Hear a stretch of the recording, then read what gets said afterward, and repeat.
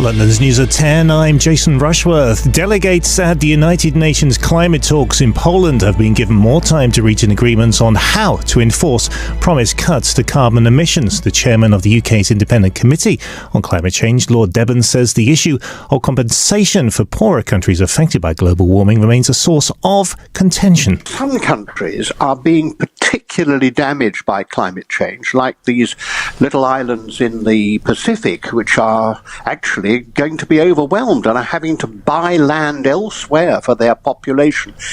And they're asking for compensation. And of course, the richer nations, although they're sympathetic to that, realise that once you've started doing that, where would that end? In other news, Anglican bishops have called for more grace and generosity in Brexit debates. In a joint statement, they said they were praying for national unity and for politicians to have courage, integrity and clarity. Nick Baines is the bishop for Leeds. Well, you can change the nature of the discourse and the language that's used. I mean, you can speak with people and about people with respect, rather than simply going into trenches and lobbing verbal grenades at them. Always suspecting motive rather than giving people the best chance. This is much more serious. It's not a game we're playing.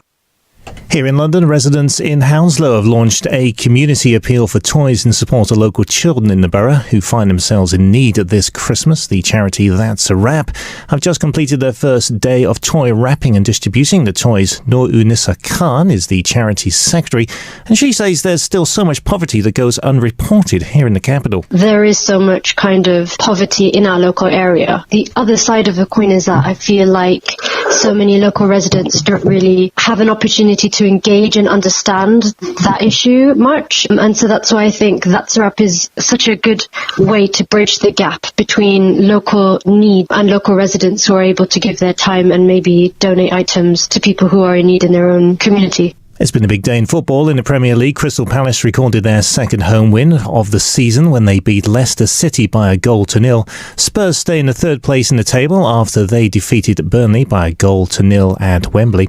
In the London derby, Fulham were beaten 2-0 by West Ham at Craven Cottage, and Watford were 3-2 winners against Cardiff at Vicarage Road.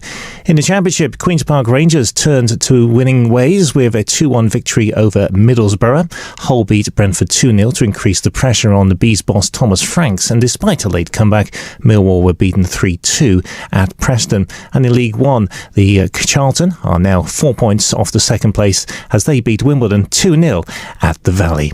And winners of this year's Strictly Come Dancing has been announced. Tune away now if you're planning to catch up later, but if you can't wait, earlier tonight Stacey Dooley has been awarded the coveted Glitter Ball Trophy with her dance partner Kevin Clifton. Tonight's weather is going to be rain, gradually clear this evening, a mainly dry night with some clear spells developing. The winds will ease gradually, but it will stay breezy. A chilly night still at 6 Celsius, that's 42 Fahrenheit. Tomorrow, a much less windy day. On Sunday, spells of sunshine and a risk of some showers in the morning. Cloud will then thicken and spells of rain are expected to push eastwards. The rain could be heavy, as high as 9 Celsius tomorrow, that's 48 Fahrenheit. BBC Radio London, it's 3 minutes past 10.